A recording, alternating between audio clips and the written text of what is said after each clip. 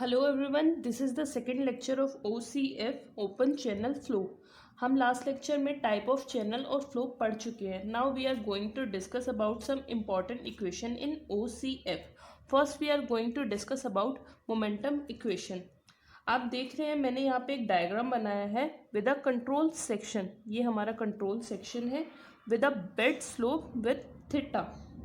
हम देख रहे हैं यहाँ पे हमारी वेलोसिटी चेंज होगी। जो हमारे कंट्रोल सेक्शन से वेलोसिटी है वो हम v1 से डिनोट कर रहे हैं, और कंट्रोल सेक्शन के बाद जो हमारी वेलोसिटी है उसको हम v2 से डिनोट कर रहे हैं। हमने यहाँ पे सेक्शन डिनोट कर दिए हैं, सेक्शन 1 एंड सेक्शन 2। अब हमने सबसे पहले हम देखेंगे कि हमारे प्रेशर पे क्या फ़र्क पड़ेगा। हम सबको पता है जैसे जैसे डेप्थ बढ़ती है वैसे वैसे प्रेशर भी बढ़ता जाता है। सबसे पहले हम सेक्शन 1 पे हम डिस्कस कर लेते हैं। इसको हम उसी तरीके से P1 से डिनोट कर देंगे। सेम यहाँ पे सेकंड सेक्शन में भी आएगा,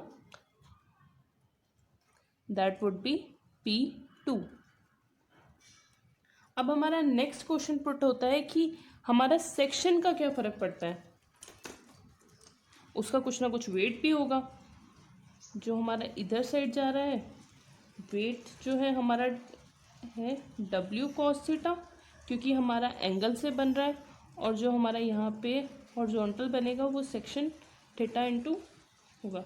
इनके बीच का जो एंगल होगा, एक्चुअल में वेट यहाँ लग रहा है तो यहाँ पे जो एंगल बनेगा that would be theta, same as the bed slope. अब इस सेक्शन में हमारा फ्रिक्शन पे भी बहुत असर पड़ता है। मैं उसको FS से डिनोट कर रही हूँ। हमने इसके बेस पे हमने मोमेंटम इक्वेशन बनानी है कि हमारी कैसे कैसे बनती है। Net force in the direction of flow. अब हमने देखना है कि डायरेक्शन में क्या है। जो चीज़ अपोजिट में है वो चीज़ हमारा नेगेटिव में जाएगी, और जो हमारा सेम डायरेक्शन में है वो हमारा पॉजिटिव में जाएगी। सबसे पहले हमारा P1 P2। P1 हमारा सेम डायरेक्शन में है तो P1 in positive. P2 minus हमारा अपोजिट ऑफ डायरेक्शन है इसलिए हमारा P2 आएगा। नेक्स्ट हमारा फ्रिक्शन भी असर डालेगी। फ्रिक्शन हमारा अपोजिट डायरेक्शन में है, डैट विल बी माइनस। और हमारा जो वेट की वजह से असर पड़ रहा है वो हमारे फ्लो ऑफ डायरेक्शन में ही है, तो हमारा पॉजिटिव इन साइन थीटा। ये तो हमने फोर्स के बारे में डिस्कस कर लिया है। नेक्स्ट है हमारा मोमेंट फ्लक्स क्या होता है। अब हमने सिंपल से एक उससे निकाला है कि हमारा जो होता है रो Q V2। अब हम सेकंड सेक्शन के बारे में बात कर रहे हैं इसलिए V2 निकाला है। Q हमेशा हमारा हमेशा सेम रहता है, इसलिए डेंसिटी हमेशा हमारी सेम रहती है इसलिए वो हमेशा सेम आएगी। M1 के लिए भी सेम रहेगा, रो Q V1। अब हम इसके बारे में डिस्कस करेंगे कि इसको हम कैसे लिख सकते हैं, हमारा आपस में रिलेशन कैसे बनेगा। अगर मैं ये लिख दूँ डेंसिटी का क्या होता है kg upon meter cube, into discharge का क्या होता है मीटर क्यूब अपॉन में सेकेंड, इंटू V1 क्या होता है हमारा m पर सेकेंड। अब इसको आपस में हम डिस्कस कर सकते हैं। M3 से M3 कैंसिल हो गया, बचा क्या हमारा kg मीटर पर सेकेंड स्क्वायर। अब आप इसको ध्यान से देखेंगे तो ये चीज़ आपको किसी चीज़ की याद दिलाती है। हम इस चीज़ को बोल सकते हैं एक्सेलरेशन, और kg क्या होता है हमारा मास। मास इंटू एक्सेलरेशन क्या होता है हमारा फोर्स। अब हमने नेट फोर्स ऊपर कैलकुलेट किया है, क्या हम इन दोनों को आपस में कंपेयर कर सकते हैं। अब हमें पता चल गया कि मोमेंट फ्लक्स को हम फोर्स से कंपेयर कर सकते हैं, और हमारे पास दो इक्वेशन आ गई है, ये और ये। इसको हम आपस में कंपेयर करते हैं। इन दोनों को आपस में निकालने के लिए मैंने क्या किया है, रो Q कॉमन निकाल लिया, और इन दोनों के बीच का डिफरेंस है तो इसलिए मैंने किया है V2 माइनस V1, और इससे कंपेयर कर रहे हैं तो P1 minus P2 minus FS plus W sine theta. हम क्या कह सकते हैं, moment flux going outside the CV। यहाँ से जो फ्लक्स निकल रहा है minus moment flux into the CV, क्योंकि इन दोनों के बीच का डिफरेंस निकाला है, is equal to net force in the direction of flow. अब मैंने यहाँ पे सब बता दिया कि हमारा आपस में कंपेयर करके फोर्स और मोमेंट फ्लक्स को निकल के हमारी इक्वेशन निकली है। बट क्या हम देख सकते हैं ये चीज़ इंपॉर्टेंट है, हमारी प्रेशर इंपॉर्टेंट है, it's a play major role, हमारा फ्रिक्शन भी मेजर रोल कर रहा है। बट हम ये क्यों कर रहे हैं कि यहाँ पे थीटा क्यों लगाया है? अब आप सबको पता है कि हमारा साइन जो 0 डिग्री या 180 होता है, अगर इसको मैं स्ट्रेट कर दूं, थीटा तो विल बी 0 एंड 180, तो वो हमेशा 0 होगा। इसकी वजह से हमारा W 0 हो जाएगा। इट मीन्स कि कंट्रोल सेक्शन के वेट का कोई असर ही नहीं पड़ेगा। इट्स वेरी वेरी इंपॉर्टेंट कि हम कोई ना कोई एंगल प्रोवाइड करें ताकि हमारी साइन थीटा की वैल्यू आ सके, चाहे वो 1 डिग्री 2 डिग्री और कोई भी हो, बट हमें थीटा की वैल्यू देनी पड़ती है ताकि हमारा वेट कंट्रोल सेक्शन का आ सके और उस चीज़ के ऊपर, हमारी इक्वेशन के ऊपर काफ़ी असर डाल सके। अब मैं इसी के ऊपर एक नोट लिखवा रही हूँ।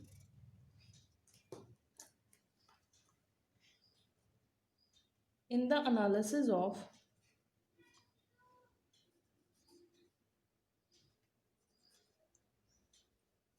RBF हमने पीछे पढ़ा है कि RBF का क्या है। Friction doesn't play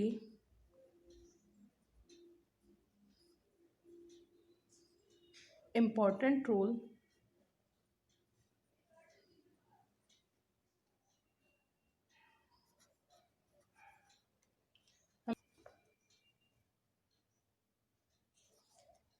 and small slope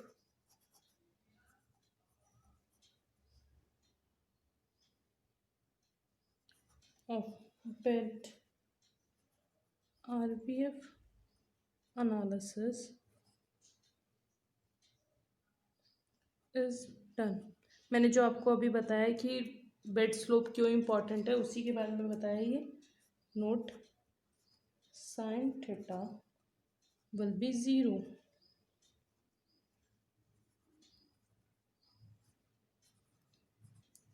by making specific force to be constant। हमारे लिए बहुत इम्पोर्टेंट है कि हमारा कोई ना कोई थोड़ा बहुत स्लोप ज़रूर आए ताकि हमारे जो है बेड स्लोप पर असर पड़ेगा, इसीलिए हमें ये काफ़ी इम्पोर्टेंट रोल प्ले करता है। बट इन RBF जहाँ पे फ्रिक्शन का कोई भी रोल नहीं होता, इस बात का ध्यान रखना है। अब हमें पता करना है कि स्पेसिफिक फोर्स क्या होता है। It seems of pressure force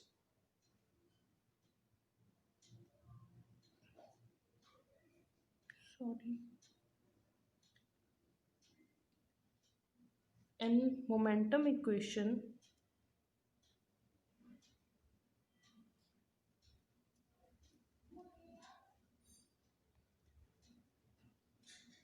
per unit weight of the fluid at section। Specific force क्या होता है? जब हमारा कोई प्रेशर फोर्स और मोमेंटम फ्लक्स को अगर हम जितने भी सेक्शन में फ्लूइड है उसके यूनिट वेट से डिवाइड कर दें तो हमारा स्पेसिफिक फोर्स होता है। अब मैं उसको एक इक्वेशन में पुट कर दूं तो हमारे पास 2 थी, अब हमें चाहिए तो एक ही, या फिर हमें चाहिए तो एक ही तरीफ से ना, मतलब हमें एक पर्टिकुलर सेक्शन की चाहिए क्योंकि हमारे सेक्शन की बात हो रही है, बट हमारे पास हर जगह 2 हैं इसलिए उनके बीच का डिफरेंस निकालेंगे। अब यहाँ पे बात हुई है यूनिट वेट की, हम क्या करेंगे, एक एक सेक्शन पे निकालना है हमने, तो इसलिए हम एक एक सेक्शन को डिवाइड करा है मैंने और उसकी यूनिट वेट से डिवाइड कर दिया। W मैंने वाटर के लिए लिखा है, अगर बाय चांस कोई और हुआ तो हम उसके अकॉर्डिंग करेंगे। ये जो इक्वेशन बनी है ये हमारी स्पेसिफिक फोर्स है। मैंने ऊपर नोट में लिखवाया है specific force to be constant. अब ये होगा कब? अगर हमने इसको कांस्टेंट करना है, स्पेसिफिक फोर्स को कांस्टेंट करना है, तब हमारी W sin थीटा की वैल्यू 0 नहीं होनी चाहिए। इसलिए हम लिख सकते हैं स्पेसिफिक फोर्स इज कांस्टेंट। कब होगा constant? For horizontal and frictionless channel. अब हमारा हॉरिजॉन्टल कब होगा? जब हमारा जो है थीटा जो है 0 डिग्री हो जाए या 180 हो जाए। It means F S friction के लिए हमारा 0 हो या हमारा W साइन थीटा 0 हो, तब हमारा जो है स्पेसिफिक फोर्स जो है कांस्टेंट हो जाएगा। इसको हम, ये मैंने डिनोट किया है, इसका मतलब है ये फ्रिक्शनलेस है और ये हमारा हॉरिजॉन्टल है।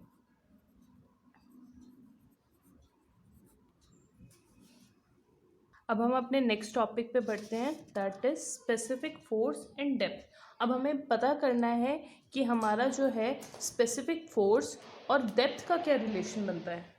अब आप देख रहे हैं मैंने एक डायग्राम बना दिया है, यहाँ पे ये चीज़ जो डिनोट कर रही है वो स्पेसिफिक फोर्स को और ये जगह जो है डेप्थ को कर रही है। अगर हम कोई भी चीज़ को फ्लो करते हैं तो एक टाइम आता है जब हमारी डेप्थ होती है, वहाँ पे जो है स्पेसिफिक फोर्स सेम होता है। इट मीन्स यहाँ पे फोर्स जो है हमारा सेम है, यहाँ पे ज़्यादा है, यहाँ पे कम है, जिस मर्जी हिसाब से ले लो। बट एक पॉइंट आता है जब हमारी डेप्थ जो है सेम होती है, स्पेसिफिक फोर्स जो सेम होगी, इन पॉइंट को हम कॉन्जुगेट डेप्थ और सीक्वेंट डेप्थ भी बोलते हैं। सीक्वेंस सेम रहता है। इसको मैं एक लाइन में लिखवा देती हूँ। There are two depth of flow. इसको मैंने y1 y2 से डिनोट कर सकते हैं हम, y1 and y2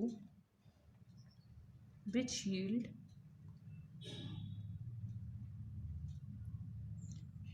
the same specific force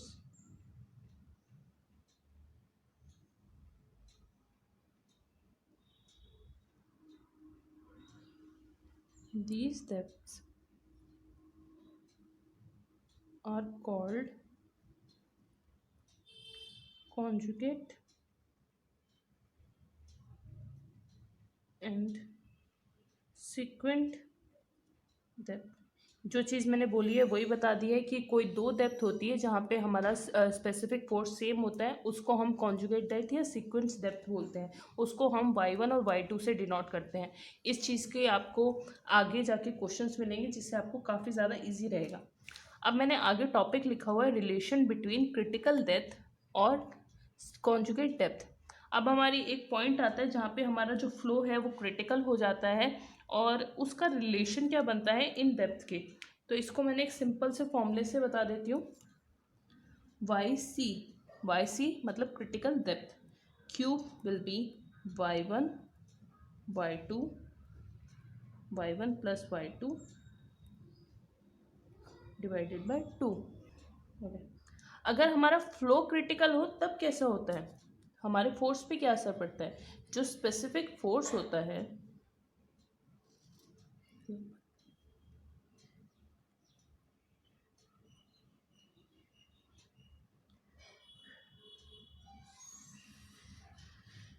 जो हमारा स्पेसिफिक फोर्स होता है for a discharge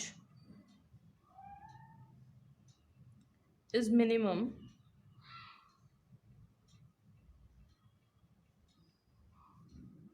when flow is critical. Flow critical कब होता था? जब हमारा फ्रॉडे नंबर 1 होता है। ये सारे डिस्क्रिप्शंस हमने लास्ट लेक्चर में कर लिए हैं। अगर हमारा फ्लो क्रिटिकल होगा तब हमारा डिस्चार्ज मिनिमम होता है फॉर द स्पेसिफिक फोर्स। अब यहाँ पे एक छोटा सा पॉइंट भी लिखवाना चाहती हूँ। If specific force is changed, अगर हमारा स्पेसिफिक फोर्स ही चेंज हो जाए to specific energy, then these point are called alternate depth.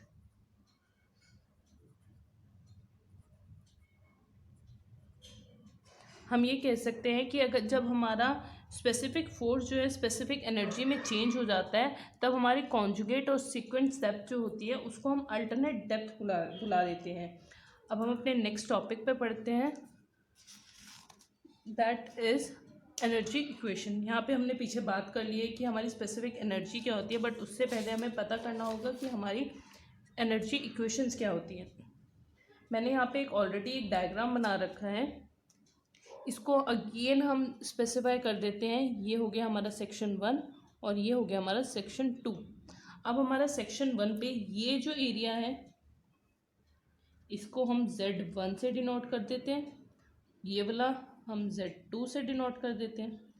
Flow हमारा जा रहा है, ये हो गया हमारा Y1 और ये हो गया हमारा Y2। पीछे हमने पढ़ा है कि हमारा Y1 Y2 क्या है, अल्टरनेट और कॉन्जुगेट डेप्थ, डिपेंड करता है कि हमारा क्या चीज़ है। और ये जो ऊपर से जा रही है V1 स्क्वायर अपॉन में 2G, 1 हमने सेक्शन 1 के लिए डिनोट किया है और 2 हमने सेक्शन 2 के लिए। सेम यहाँ पे V2 स्क्वायर अपॉन में 2G। अब आप देख रहे हैं यहाँ पे हल्का सा लॉस हुआ है, ये जो एरिया है इसको हम HL से डिनोट कर देते हैं। अब इसके ऊपर हमारी इक्वेशन क्या बनेगी,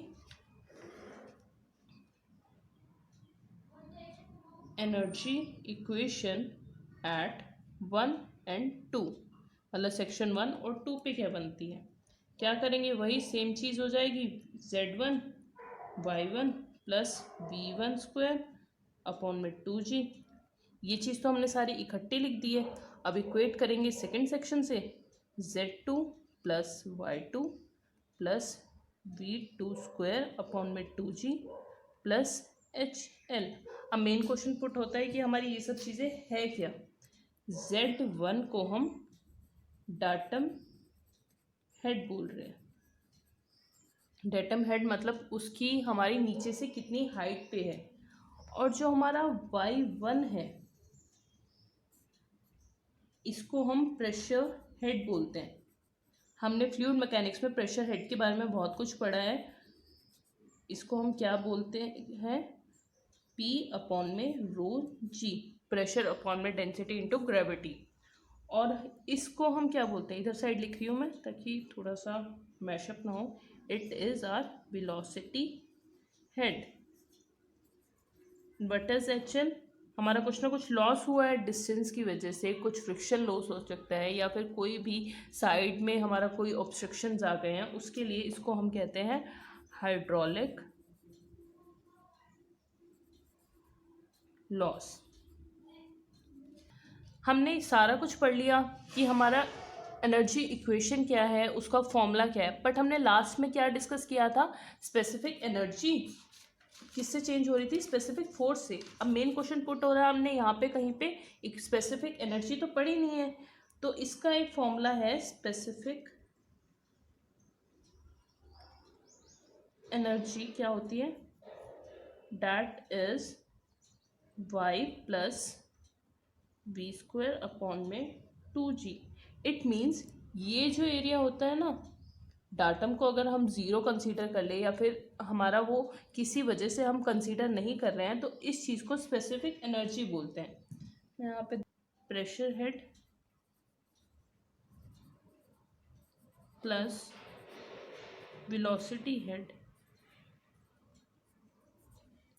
इन दोनों का समेशन हमारा स्पेसिफिक एनर्जी कहलाता है। हमें पता चल गया स्पेसिफिक फोर्स क्या होता है, स्पेसिफिक एनर्जी क्या होती है, क्रिटिकल डेप्थ क्या होती है, हमने सारा कुछ पढ़ लिया है। अब हमें ये पता करना है कि ये सब चीज़ें यूज़ कहाँ होती है। मेनली हमें इन सब के बारे में बात करी थी, वेलोसिटी के बारे में, डिस्चार्ज के बारे में। अब हमें वो पता कहाँ से चलेगा, ये चीज़ मेन क्वेश्चन उठता है। होता है। इसके लिए मैं बता देती हूँ, कोई भी चीज़ें हम अगर पीछे हमने सारी चीज़ क्या करी है, वेलोसिटी के बारे में पता करी है, अब उसको पता करने का भी तो तरीका है। जनरली जो भी equations use in the analysis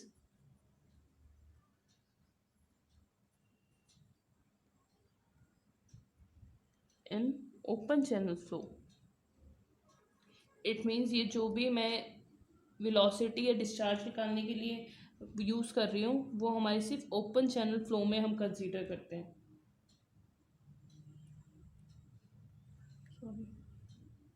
और मेन इक्वेशन आती है सबसे पहले हमारी कॉन्टिन्यूटी इक्वेशन। ये हम फ्लूइड चैनल में भी पढ़ते हैं। Second is momentum equation.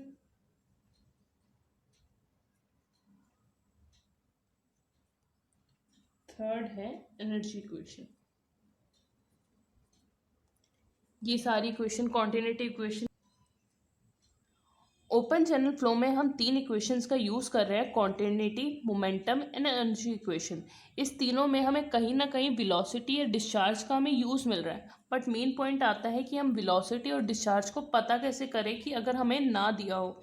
तो इसके लिए हम कुछ इक्वेशंस का यूज़ कर रहे हैं या कुछ कॉन्स्टेंट का यूज़ कर रहे हैं।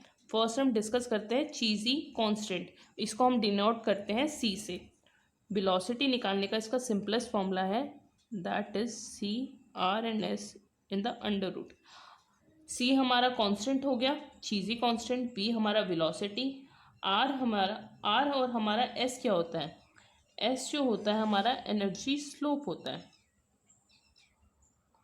इट मीन्स जो हमने निकाला था ना बेड स्लोप कितना होता है, उसके अकॉर्डिंग हमारा एनर्जी स्लोप क्या होता है। अगर हमें ना दिया हो तो हम इसको निकालते हैं एफ अपॉन में एल। इसको हम नॉर्मली हम निकाल सकते हैं हाइड्रोलिक लॉस कितना हो रहा है अपॉन में उसकी लेंथ क्या है, इसके अकॉर्डिंग हम निकाल सकते हैं। और हमारा सी कैसे फाइंड आउट करते हैं, 8g अपॉन में F in the under root. G हमें पता है ग्रेविटी हो गया, जिसकी इक्वेशन हम हमेशा 9.81 मीटर पर सेकेंड स्क्वायर लेते हैं जनरली। बट अगर हमें स्पेसिफाई हो गया कि इसको हमने 10 लेना है तो as per are question describe. F क्या होता है हमारा, फैक्टर ऑफ फ्रिक्शन क्या होता है, क्यों डिनोट करता है।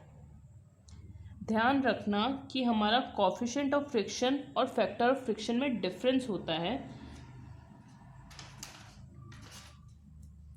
हम ये कह सकते हैं F is equal to F upon में एफ, जो ये वाला एफ है ना वो हमारा कोफिशिएंट ऑफ फ्रिक्शन है। इस बात का ध्यान रखना कि हमें क्या दिया हुआ है और हमसे क्या मांगा हुआ है, क्वेश्चंस को ध्यान से पढ़ना। और मेन आता है हमारा आर क्या है, that is hydraulic radius. Hydraulic radius हम कैसे निकालते हैं, इसका सिंपल सा फॉर्मूला है आर ए अपॉन में पी। ए हमें एरिया डिनोट करता है, पी हमारा वेटेड पैरामीटर।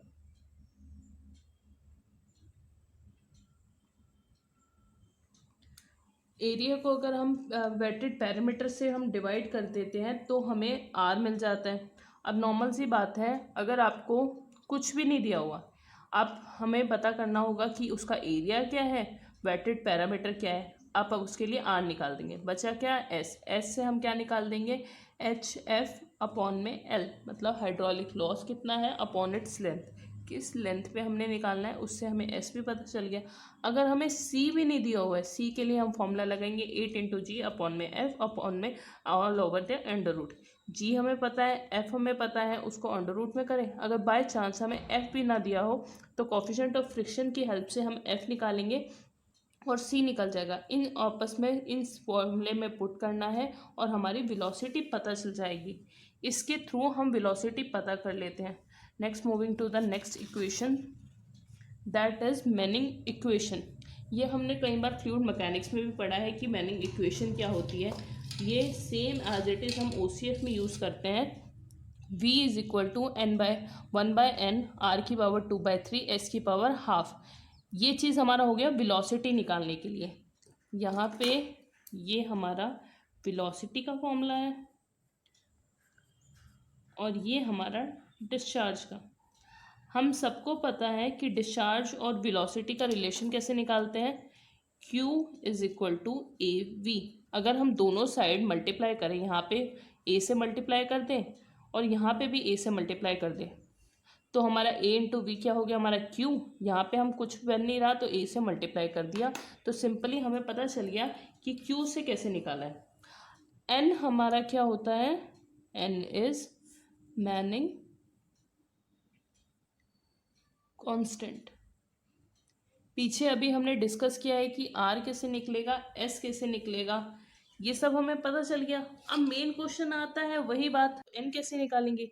इसके लिए हमें N निकालने के लिए एक साइंटिस्ट ने इक्वेशन बनाई, दैट नेम इज स्टिकलर्स इक्वेशन। कई बार डायरेक्ट क्वेश्चन आ जाता है कि हमें स्टिकलर्स फॉर्मूले से हमने n निकालना है और कुछ ना दिया हो, n निकालना है d/1/6 डिवाइडेड बाय 24। d क्या होता है, d is in mm, that is our diameter of the droplet. हम ये सारी चीज़ें जो पढ़ रहे हैं, जो हमारा S है वो हमारा किसके ऊपर डिपेंड है, एनर्जी लाइन के ऊपर है या बेड स्लोप के ऊपर है। इसकी बात का ध्यान रखते हुए हम एक नोट लिख लेते हैं, इफ S इज यूज्ड, जो S है हमारा यूज हो रहा है, मतलब डेप्थ के ऊपर डिपेंडेंट हो रहा है, we will get actual depth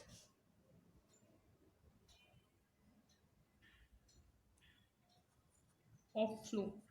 अगर हमारा एनर्जी लाइन के ऊपर है, एनर्जी लाइन के ऊपर है या डेटम लाइन पे है, इसके ऊपर डिपेंडेंट है ये। अगर हमारा ये चीज़ डेप्थ के ऊपर डिपेंडेंट होगा तो हमारी जो है वेरिड फ्लो आएंगे, मतलब अलग अलग फ्लोज आ सकते हैं।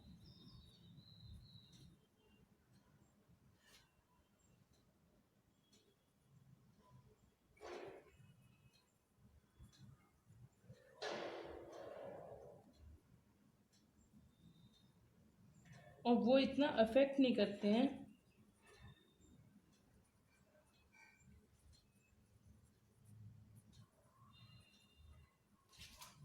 Normal depth of flow. अगर हमारा S जो है Y के कंपेयर में यूज़ कर रहे हैं, इट मीन्स अगर उसको हम बेड स्लोप के अकॉर्डिंग यूज़ कर रहे हैं तो हमारी जो है एक्चुअल डेप्थ निकल के आती है। जो हमने पीछे पढ़ा है क्वेश्चन, अगर हम इसके अकॉर्डिंग लेंथ ले रहे हैं, इसके अकॉर्डिंग Y ले रहे हैं, S ले रहे हैं, तो हमारा जो है वेरिड फ्लो निकल के आते हैं, उससे हमारी एक्चुअल डेप्थ निकल के आती है। और इस बात का ये है कि जो हमारी जो एक्चुअल डेप्थ होती है वो नॉर्मल डेप्थ के अकॉर्डिंग नहीं होगी।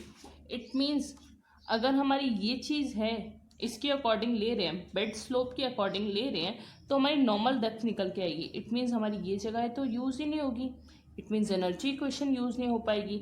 अब हम उस चीज़ को हम एक्चुअल डेप्थ यहाँ से लेके यहाँ तक के लिए यूज़ नहीं हो पाती है। Moving to our next topic, that is most efficient channel section। अब हमें पता करना है कि हमारा जो है चैनल कब सबसे ज़्यादा सस्ता और टिकाऊ पड़ेगा, क्योंकि हम हर जगह इतना पैसा नहीं लगा सकते। तो इसके लिए हम एक चीज़ लिख लेते हैं, जितना ज़्यादा वेटेड पैरामीटर होगा उससे वाइस वर्सा होता है हमारा डिस्चार्ज। हम ये कह सकते हैं कि जो हमारा Q है directly proportional to Y. Y हमने डेप्थ के लिए डिनोट किया है, इसलिए मैं बार बार नहीं बताऊंगी। अगर हम इसको डेरिवेट कर दे with the depth 0, that means Q हमारा मैक्सिमम हो जाएगा। और अगर हम पैरामीटर को डेप्थ से करते हैं तो ये हमारा डिनोट हो जाएगा वी मिनिमम। हम ये चीज़ कह सकते हैं कि हमें सबसे ज़्यादा सस्ता और टिकाऊ चाहिए। ये हम करते एफिशिएंट चैनल को हम इकोनॉमिकल चैनल भी बोल सकते हैं। वो कैरीज मैक्सिमम डिस्चार्ज। अगर वो सस्ता है और मैं ज़्यादा से ज़्यादा डिस्चार्ज ले रहा है तो ये हमारे फ़ायदे की बात है। तो इसीलिए हमें ज़्यादातर ट्राई करना पड़ता है कि सारे के सारे हम सबसे ज़्यादा एफिशिएंट चैनल बना सके। अब इसके ऊपर डिपेंड करता है कि हमारे चैनल की शेप क्या क्या है। हर चैनल के अलग अलग होंगे, इसलिए उसको हम डिस्कस कर लेते हैं। सबसे पहले हम सिंपलेस्ट में आते हैं, दैट इज़ रेक्टेंगुलर चैनल। यहाँ मैंने एक डायग्राम बना रखा है। अब सपोज कर लेते हैं इसकी जो डेप्थ है हमें वाई से ले लेते हैं, जो हम स्टार्टिंग से यूज़ करते आ रहे हैं, और ये हमारी ब्रेड्थ हो गई। अब हमारा सबसे ज़्यादा हमें निकालना क्या है, आर निकालना है। आर हमारा क्या था, हाइड्रोलिक रेडियस। सबसे पहले हमें क्या है, एरिया। एरिया का फॉर्मूला सिंपलेस्ट हो गया बी इंटू वाई। और वेटेड पैरामीटर निकालने के लिए क्या होगा, बी प्लस 2 बार है वेटेड हो रहा है 2y। अब हम इसको अगर हम क्रॉस मल्टीप्लाई करके लिख दे इस वाले को, b को हम एरिया डिवाइडेड बाय y भी लिख सकते हैं। Just I cross multiplicate all the equation. अब हम b को यहाँ पे पुट कर दे तो क्या करेंगे, b is equal to A by Y. Simple, मैंने कुछ नहीं किया, सिर्फ b की वैल्यू इसमें पुट करिए 2y। अगर मैं इसको डिफ्रेंशिएट कर दूं, इस इक्वेशन को मैं डिफ्रेंशिएट कर दूं विद रिस्पेक्ट टू y, क्योंकि हमारी सारी चीज़ें जो है y के ऊपर डिपेंडेंट है। यहाँ पे भी हमने डेरिवेट जो है y के रिस्पेक्ट में किया था, यहाँ पे भी हम कर देते हैं। इसलिए dp अपॉन में dy is equal to a upon में, मैं डायरेक्ट लिख रही हूँ, वाई स्क्वायर प्लस 2, डेरिवेट कर दिया मैंने, इज इक्वल टू क्या हो जाएगा, 0। अगर हम इसको आगे और सॉल्व करते तो क्या हो जाएगा, क्या था हमारा, area into B into Y. इसके अकॉर्डिंग पुट किया तो क्या होगा, A square plus Y. P क्या बन गया हमारा, 2y, क्योंकि ये चीज़ तो हमारी ख़त्म हो जाएगी। या हम इसको क्या लिख सकते हैं, y is equal to B by 2। एक एक के सर्कमस्टांसेस के ऊपर चल लिए हम। तो इसके अकॉर्डिंग हमारा r क्या बन जाएगा, r का फॉर्मूला क्या था, a अपॉन में p। ये हमारा बन गया y ओवर में p। सिर्फ इसको डिवाइडेड बाय दिस वन, अगर इसमें क्रॉस मल्टीप्लिकेट किया है तो हमारा r is equal to y2। अब हम ये पूरी डेरिवेशन हमेशा हम कर तो सकते नहीं है क्वेश्चंस में बैठ के, तो इसको मैं एक शॉर्ट फॉर्म में लिख देती हूँ। हमें इन पॉइंट्स का ध्यान रखना पड़ता है। b को हम अगर 2y के इक्वल ले ले, या हम y is equal to B by 2 put करें,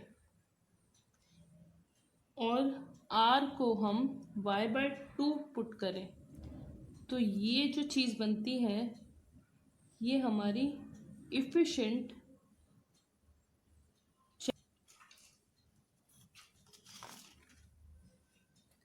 नेक्स्ट हम पढ़ते हैं ट्रापेजॉइडल सेक्शन में क्या होता है। अब हमें सेम क्वेश्चन निकालना पड़ेगा कि हम ट्रापेजॉइडल के क्या है, वही सेम लिखते थे। ये हमारा वाटर सरफेस है, ये हमारी विड्थ हो गई, एंगल को हमने 1/n लिख दिया, एज सेम डेप्थ हमारी हो गई y। टॉप सेक्शन को अगर मैं t से डिनोट कर देती हूँ, बेस के लिए बॉटम यूज़ कर लिया, t के लिए टॉप के लिए मैंने t यूज़ कर लिया। अब सबसे पहली बात, हमें वेटेड पैरामीटर निकालने के लिए ये एरिया पता होना चाहिए। ये एरिया पता करने के लिए हम क्या करें, नॉर्मल सा मैंने पाइथागोरस थ्योरम लगाया। क्या होगा, वाई स्क्वायर क्या होता है, this plus this is equal to this given. It means अगर इसमें से अगर मैं ये माइनस कर दूँ तो हमारा ये दोनों सेक्शन आ जाएगा। अगर इसको हम डिवाइड कर दें तो हमारा एंगल निकल आएगा। सिंपल मैंने लिखा Y square by N square according to our formulas. Tangent की हेल्प से भी निकाल सकते हैं। अगर मैं इसको बाहर ले आऊँ, y को क्रॉस मल्टीप्लिकेट ना करूँ, ये क्या हो जाएगा 1+n², यही बनेगा। अब हमें पता चल गया कि हमारी ये वाला एरिया कौन सा है। हमारा t क्या था, यहाँ लिख देती हूँ, t क्या था हमारा b+2yn। इट मीन्स इसमें से ये माइनस करा है तो 2 टाइम्स ऑफ ये, ठीक है। इसको अगर हम और लिख दें, अगर मैं सिंपल फॉर्म में लिखूं b+2n/y, इट मीन्स यहाँ का कोई ना कोई रिलेशन यहाँ से बना दिया इन्होंने। इसका एरिया क्या बनेगा, एरिया सेम होता है half into base into height, half into base, base हमारा क्या है ये चीज़ b+b+2ny into Y, Y this इन्होंने पूरा प्लस किया, इसको भी मैंने आपस में कर दिया है। हमारा क्या बना है b+ny इंटू वाई, क्योंकि इसको कॉमन निकालेंगे 2y हो जाएगा, कॉमन निकाला कैंसिल किया, ये हमारा आ गया। अब हमारा p कैसे निकलेगा, p के लिए हम क्या करते हैं, ये वेटेड होने चाहिए, ये वेटेड होना चाहिए, टॉप का इसमें कोई भी चांस ही नहीं है। b+2, क्योंकि 2 साइड्स है ना हमारी, इसलिए मैंने 2 लिख दिया, और ये हमने यहाँ से निकाल ही दिया है, that is y√n+y² in the under root. Okay, हमारा ये भी निकल गया, ये भी निकल गया। अब कैलकुलेशन तो बहुत मुश्किल हो गया, बट हमने क्या निकालना है, सबसे ज़्यादा एफिशिएंट कौन सा है। इसके लिए हम यूज़ कर लेते हैं फॉर्मूला। हमने एक चीज़ देखनी है, जो हमारा एंगल निकलता है ना एफिशिएंट के लिए, यहाँ पे हमेशा 60 डिग्री रख दे, और ये हो गया हमारा टॉप, ये चीज़ बनाई है मैंने यहाँ पे, और ये हो गया, ये वाली जो साइड्स होती है ना हमेशा हमने इक्वल रखनी है। अगर हमारी इक्वल होगी तो ये सारी चीज़ें कैलकुलेशन दिस प्लस दिस बहुत ज़्यादा कन्फ्यूजिंग हो जाएगा। तो इसलिए अगर हमारी सारी साइड्स सेम हो और एंगल जो है हम 60 डिग्री का बना ले, कोई भी चीज़ की साइड अगर हम 60 डिग्री होती है तो उसको हम क्या कहते हैं, हेक्सागोनल। ट्रू, हेक्सागोनल होगा तो इट मीन्स पूरा का पूरा तो हम क्लोज नहीं कर सकते, ओपन चैनल की बात कर रहे हैं, तो इसलिए हमने हाफ कर दें। इट मीन्स हेक्सागोनल जो हाफ है उसके बारे में अगर हम बना दें तो हमारा जो है इकोनॉमिकल बनता है। अब हमारा टॉप का और साइड से क्या रिलेशन बनाएंगे, सेकंड हम एक और पॉइंट बना देते हैं। अगर हम 2 इंटू एल, एल क्या है हमारा ये section length is equal to T, it means ये जो है, अगर मैं लिख देती हूँ, ये जो है हमारा एल है, ये भी हमारा एल है। अगर इन दोनों को 2 टाइम्स करेंगे तो हमारा टॉप सेक्शन निकल के आएगा। सो 2y, अगर मैं इसी ऊपर वाले में पुट करूँ, 1+n² विल बी, क्या बनेगा b+2ny, ठीक है। थर्ड पॉइंट हमारा क्या बनेगा, 60 डिग्री का थीटा हो जाए, बड़ा छोटा किया नहीं, सीधा हमने 60 डिग्री भर दिया। तो इस हेल्प से हमारा r का क्या बनेगा, r क्या होगा हमारा y/2। ये सारे जो है टॉपिक्स, ये 4 पॉइंट का ध्यान रखें तो हमारा एफिशिएंट चैनल बनेगा।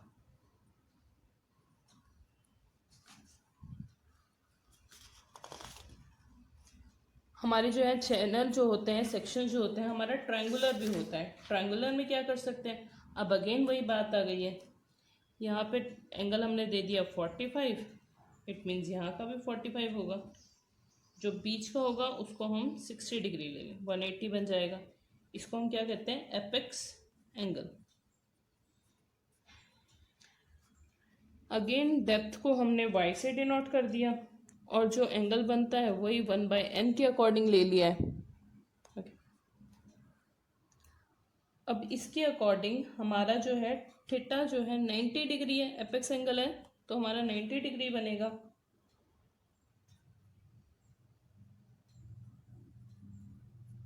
बट ये बनेगा कब, मेन बात ये है, हम हमेशा तो नहीं ले सकते हैं, हम ये कह दें कि ये जो ट्रायंगुलर मोड है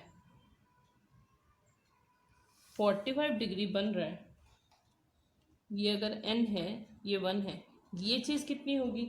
अगर हम tan 45 लेके, फॉर्मूला क्या होता है हमारा, base into hypotenuse, base upon में परपेंडिकुलर, n लिया है as per our rules of trigonometry, n कितना हो जाएगा 1, क्योंकि tan 45 इज ऑलवेज 1। हमें इसके अकॉर्डिंग हम निकाल लेंगे। अब मेन बात आ गई कि जो है हमारा टॉप कितना होगा, क्योंकि हम खाली एक सेक्शन की बात नहीं कर सकते, इसलिए हमारा n क्या होगा 2ny, क्योंकि नंबर ऑफ टाइम्स में यूज़ हो रहा है। अब हमारा a कैसे निकलेगा? a का हमें फॉर्मूला पता है, half into base into height, half into base into height is equal to ny²। Parameter निकालने के लिए भी वही 2 टाइम्स ऑफ साइड, क्योंकि हमारा यूज ही नहीं हो रहा, y² plus ny² all over the under root. इसको हम कैलकुलेशन से सॉल्व करेंगे, 2y in under root y plus n²। इसके हेल्प से हम निकाल सकते हैं r क्या होता है, a अपॉन में p, एरिया अपॉन में पैरामीटर। इसको हम कैलकुलेट करें, बहुत बड़ा सा हो जाएगा वैसे तो, 2y n plus square plus 1। इसको अगर हम कैलकुलेट करें, y से स्क्वायर कैंसिल, क्या बचा हमारा ny अपॉन में 2 बचा, जो भी है वो लिख देंगे। बट हमेशा हम इतनी बड़ी कैलकुलेशन नहीं कर सकते हैं। अगेन अगर हम r को 45 डिग्री लेके चले, एपेक्स एंगल लेके चले, तो y 2√2, ये हमारा फॉर्मूला बनता है एफिशिएंट चैनल का of the triangular section.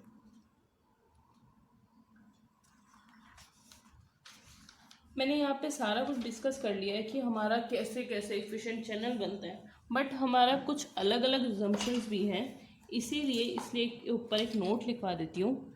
Type 1,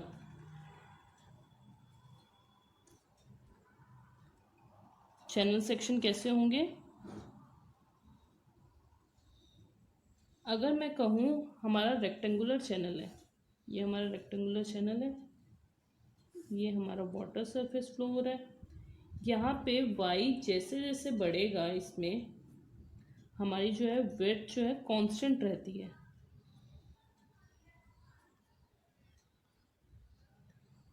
trapezoidal में क्या होता है, ये मैंने सेक्शन बनाया है, ये हमारी y, इसमें y जैसे जैसे बढ़ेगी, हमारी जो है विड्थ जो है वो भी बढ़ेगी। सेम हमारा रेक्टेंगुलर चैनल्स में भी होता है।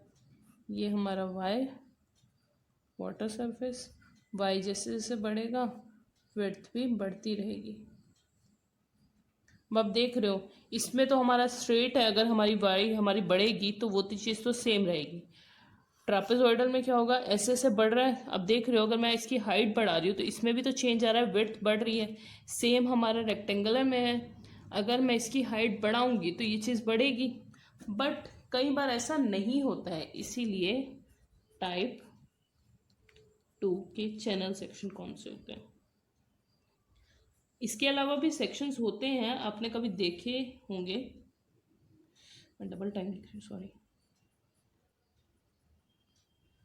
आपने देखे होंगे पाई शेप में भी तो होते हैं। अगर मैं कहूँ यहाँ पे वाटर सरफेस है, क्या यहाँ पे ऐसा हो रहा है कि y बढ़ा रही है और विड्थ बढ़ रही है? नहीं। तो इट मीन्स अगर इसकी विड्थ डेप्थ बढ़ रही है तो विड्थ जो है घट रही है। अगर मैं इसको बना दूँ, अब चैनल सेक्शन तो हमारे सर्कुलर भी होते हैं, इसमें कैसे करेंगे ये बात ध्यान रखना। y जो हमारा सर्कुलर होता है डबल टाइप का होता है। टाइप 1 जो उसका लोअर बॉटम आता है, टाइप 2 आता है सेकंड में। इट मीन्स अगर यहाँ की हाइट बढ़ रही है, यहाँ की हाइट बढ़ाएंगे तो विड्थ बढ़ रही है, बट अपर में क्या हो रहा है, अगर मेरी हाइट बढ़ रही है तो वो धीरे धीरे घट रही है। यहाँ पे क्या हो रहा है, वाई अगर हमारी बढ़ रही है तो विड्थ हमारी जो है घट रही है। डायरेक्ट क्वेश्चंस भी आते हैं इस पे, इसीलिए मैं बता रही हूँ विड्थ जो है हमारी बढ़ रही है। सर्कुलर में बहुत ज़्यादा ध्यान रखना पड़ता है, इसीलिए ये बात मैंने बताई है, स्पेशली इन नोट्स।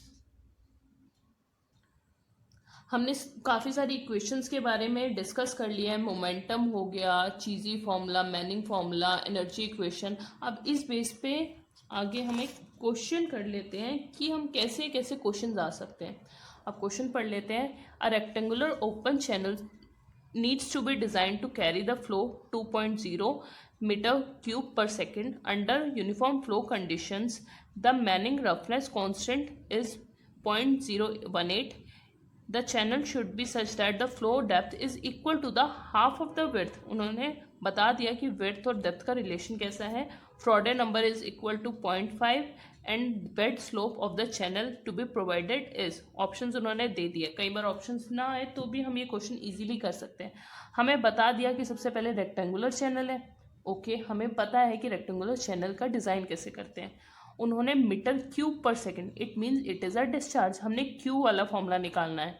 ठीक है, उन्होंने उसके बाद हमें मैनिंग रफनेस भी दे दी है कि हमें एन की जो वैल्यू है उन्होंने हमें डायरेक्ट बता दी है। The channel should be the flow depth is equal to the half of the width. उन्होंने हमें बता दिया है कि जो डेप्थ है वो जो हाफ ऑफ द विड्थ है। इट मीन्स उन्होंने हमें कंडीशन भी बता दी है कि इतना कुछ मुश्किल नहीं है कि हमारी जो डेप्थ और विड्थ का जो रिलेशन भी बता दिया। उन्होंने हमें आगे फ्रॉडे नंबर की वैल्यू बता दी कि 0.05 है। हमें बेड स्लोप निकालना है। सबसे पहले हमें डिज़ाइन करना है, तो हम फॉर्मूला लिख लें, Q N by N into A into R 2/3 into S by half. यही फॉर्मूला हमने डिस्कस किया है।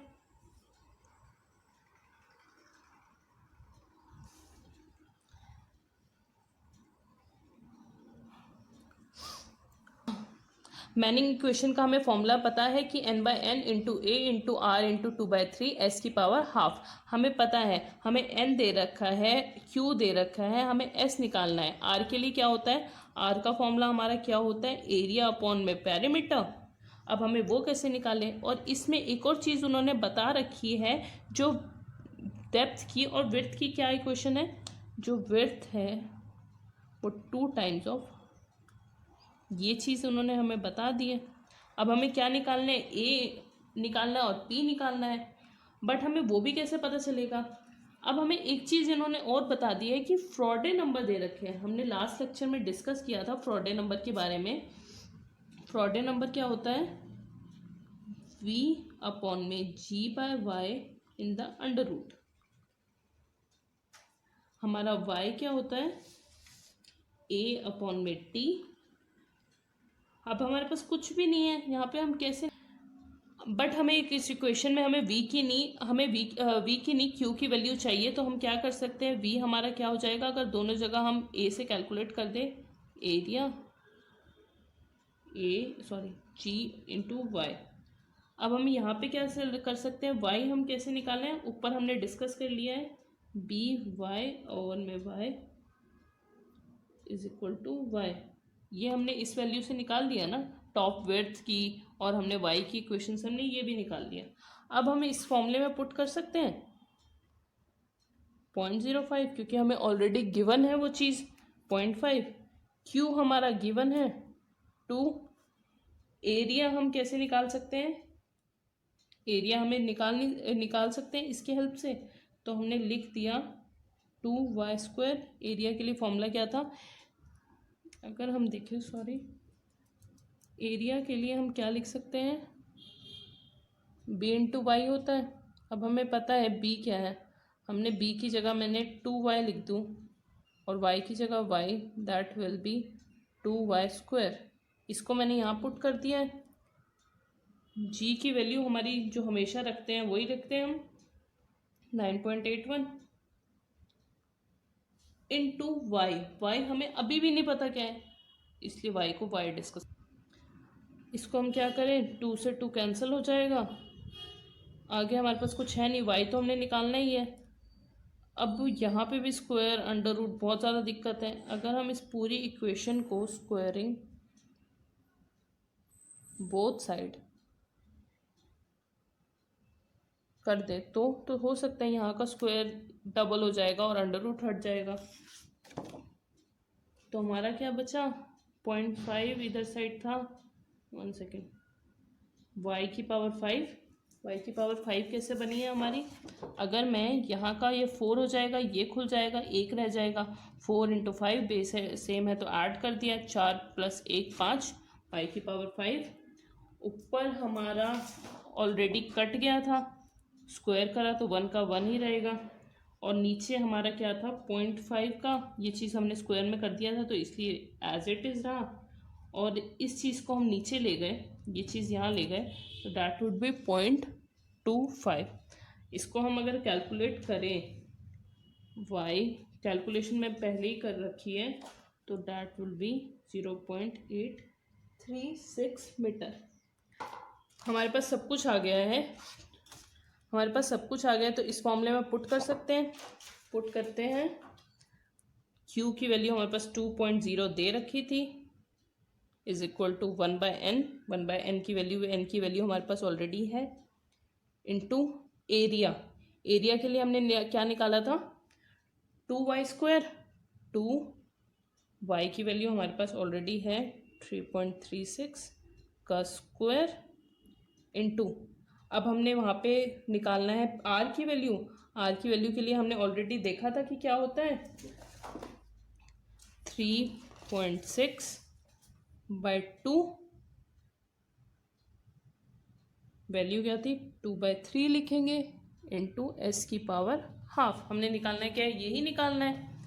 आगे अगर हम सॉल्व करें, इसको इधर ले जाएं, कैलकुलेशन करें, स्क्वायर करेंगे तो हमारा क्या बनेगा, अरे ये तो बहुत ज़्यादा हो गया, 2 इंटू 0.018 डिवाइडेड बाय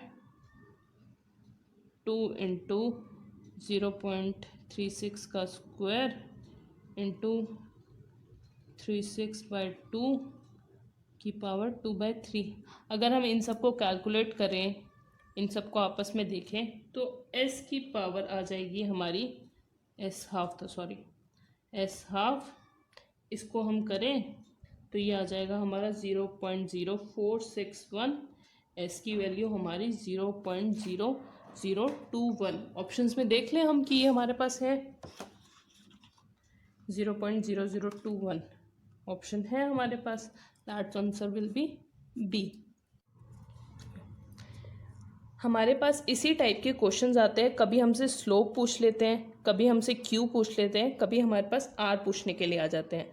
आज के लिए बस इतना ही। नेक्स्ट लेक्चर में हम OCF के बाकी के टॉपिक्स डिस्कस करेंगे। For any query please ask in comment section, and please like, share and subscribe our channel for other topics and other subject. Thank you.